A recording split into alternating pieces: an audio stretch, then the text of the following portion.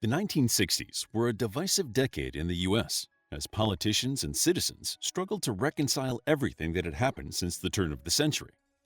World War I was followed by a flu pandemic, which led to the so-called Roaring Twenties, followed swiftly by a recession, the Great Depression, and another World War. By the 1960s, civil rights movements, peace activism, and liberal sentiment clashed with the American ideals of trusting government, national pride, and conservative values. Added to this was the ongoing threat of the Cold War, a growing fear of communism and McCarthyism. All this tension and political instability set the scene for the Cuban Missile Crisis. However, to discover the roots of the Cuban Missile Crisis, we must look back to a time before these events. The political relationship between the U.S. and Cuba began in the late 1800s with the Spanish-American War. Cuba had been under Spanish colonial control since 1492, but in the mid-1800s, Cubans began fighting for independence. From 1868 to 1878, Cubans unsuccessfully fought the Spanish in what would come to be known as the 10 Years' War.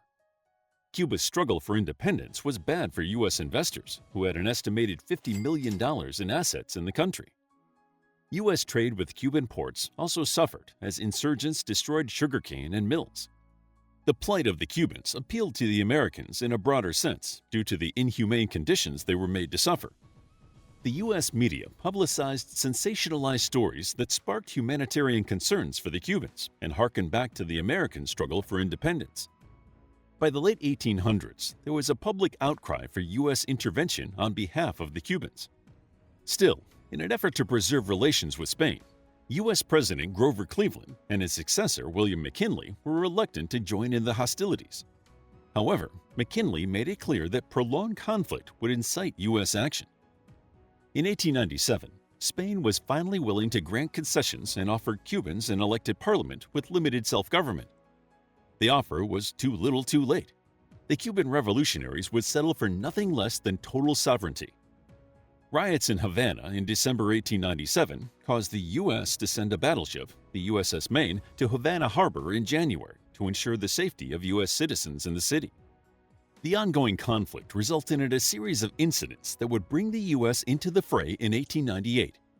The first event, in February, was a private letter from the Spanish representative in Washington, Enrique Dupuy de Lome, in which de Lome described the U.S. President McKinley as weak and a popularity hunter.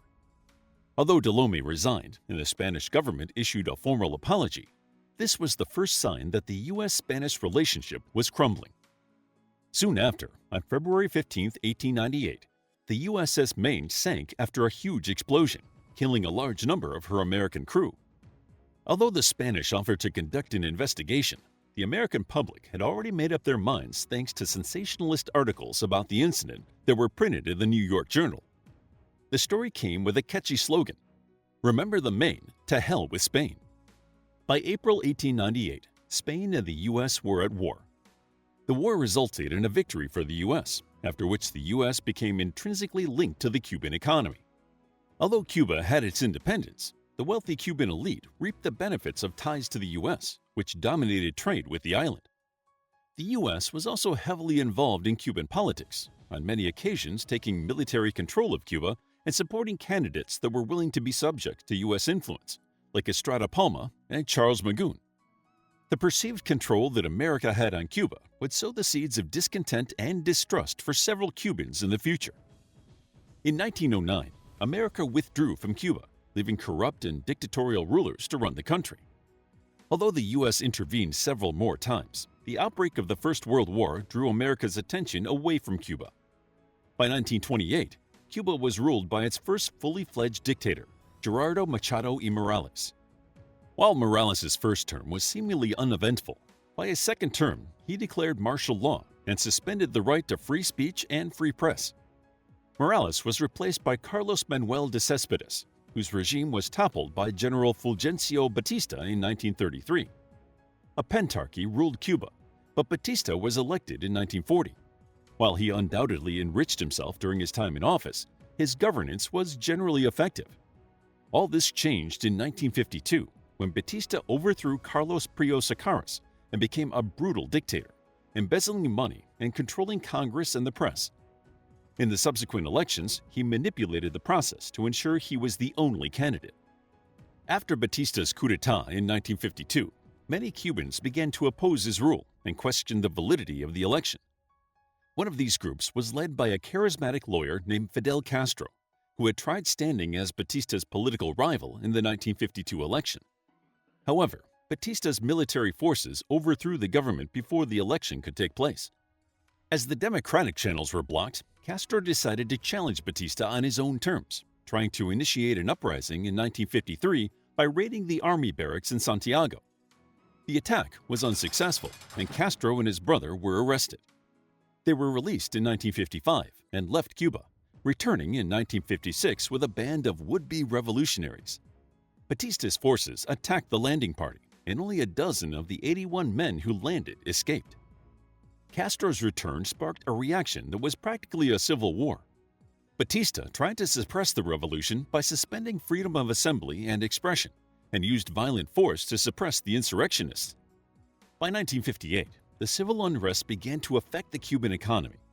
Sugar mills and plantations were destroyed, and the rebels slowed the mining industry's production. The ongoing political instability caused the U.S. to issue an arms embargo on Cuba and cancel a scheduled delivery of rifles. Castro drew criticism from the U.S. by kidnapping several American civilians and military personnel. However, the anger that this act aroused led to Castro releasing the prisoners. Then, U.S. Marines were deployed to protect the water supply at the U.S. base at Guantanamo Bay. Still, objections from Castro's brother Raul led to the U.S. troops being replaced by Batista's Cuban forces.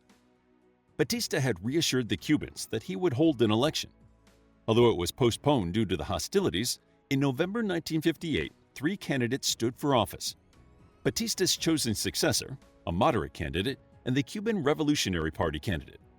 However, when the result of the vote was announced, it was clear the election was fraudulent. Although the moderate candidate, Marquez Sterling, won in the areas where legitimate voting had taken place, Batista's successor, Rivero Aguero, was declared the overall victor. Had Sterling won the election, the Cuban Revolution may have ended there. As it was, Batista was the orchestrator of his own demise. On January 1, 1959, Batista was forced to relinquish the presidency and flee the country. On January 8th, moderate politician Manuel Urrutia became president, with Castro soon becoming his prime minister. It wasn't long before Castro took ultimate power, and Urrutia was forced to resign in July. Soon, Castro began implementing radical policies, such as nationalizing private industry and commerce and seizing American agricultural estates and businesses. America, already in the grip of anti-communist fervor, began growing suspicious of Castro's regime. Castro further offended the U.S. by using increasingly anti-American rhetoric and then forming a trade agreement with the Soviet Union. By 1960, most of America's economic ties with Cuba had been severed, and the U.S. decided to break diplomatic relations with Cuba in January 1961. In April, the U.S. government's Central Intelligence Agency orchestrated an invasion of Cuba with the hopes of toppling Castro's communist regime and installing a pro-American government. The invasion, known as the Bay of Pigs invasion, deliberately forewent using U.S. troops in favor of Cuban supporters of Batista, whom Castro had exiled. Using U.S. planes and landing equipment, a force of American-trained Cuban exiles landed at the Bahia de Cochinos on April 17, 1961. By April 19th, the invasion force had been defeated, and Castro's forces had captured over 1,100 men. Ongoing negotiations resulted in America supplying $53 million worth of medicine and food to Cuba in exchange for the release of the captives. This unsuccessful invasion legitimized Castro's suspicions that the U.S. wanted to undermine his rule. In response, Castro decided to form a closer relationship with the USSR, as the Soviet premier, Nikita Khrushchev, had promised to defend Cuba with Soviet arms in May 1960. Castro, fearing future American conflict, met with Khrushchev in July 1962 to discuss the possibility of installing Soviet nuclear missiles in Cuba. Construction of the missile launch facilities started in the summer of 1962. By August, U.S. spy planes reported the presence of Soviet technicians in Cuba and that new military construction was underway. On October 14th, the presence of ballistic missiles was confirmed. As Cuba is only 90 miles from the coast of Florida, The American government knew that if these missiles were launched, they could hit some of America's biggest cities, such as New York and Washington, D.C. The opportunity to put missiles in Cuba was too good for the Soviets to pass up. They knew that the U.S. had missiles trained on the USSR installed in Turkey, and building launch facilities in Cuba closed the Soviet missile gap. Khrushchev also wanted to show support for a newly emerging communist country, and the fact that it was right on America's doorstep must have been a boon. Knowing that he would have to negate the threat of nuclear war, U.S. President John F. Kennedy had to consider America's options carefully. The possibility of an invasion or airstrikes on Cuba was considered, as well as a blockade of the island or diplomatic maneuvers involving the United Nations. The crisis became less about Castro's Cuba and more about trying to prevent an outbreak of hostilities in the ongoing Cold War. Kennedy announced on October 22 that America had placed a naval quarantine around Cuba and stated that the U.S. would seize any offensive weapons and associated material found on Soviet ships. The next day, Kennedy received a letter from Khrushchev stating that the Soviets would run the blockade. Still, on October 24, the Soviet ships changed course to avoid all-out conflict. Tensions heightened, and the world looked on as it seemed these two superpowers were about to initiate a nuclear war. Thankfully, on October 26, Kennedy received a letter from Khrushchev promising to remove the launch sites if the U.S. agreed not to invade Cuba.